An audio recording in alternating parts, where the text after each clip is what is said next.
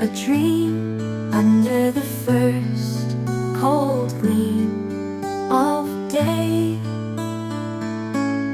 I thought there is a waterfall, a pond and bulb inside, that all my childhood counted dear, where I had traveled far and wide.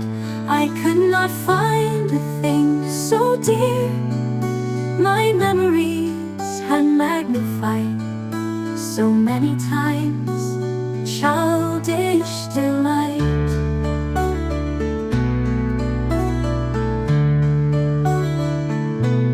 I would have touched it like a child, but knew my finger could but have touched cold stone and water. I grew wild, even accusing heaven, because it had set down among its laws nothing that we love overmuch is ponderable to our touch.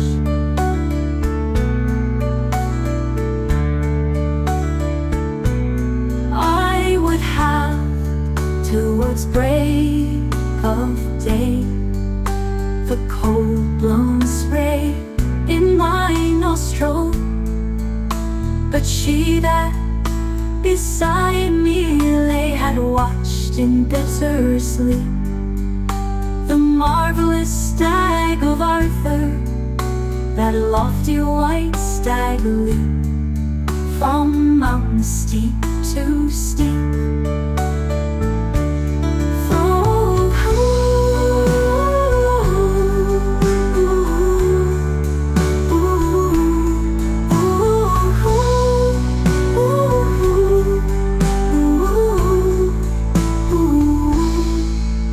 I dreamed towards break of day, the cold-blown spray in my nostril, but she that beside me lay had watched in bitter sleep the marvelous stag of Arthur, that lofty white stag leap from mountain steep to steep.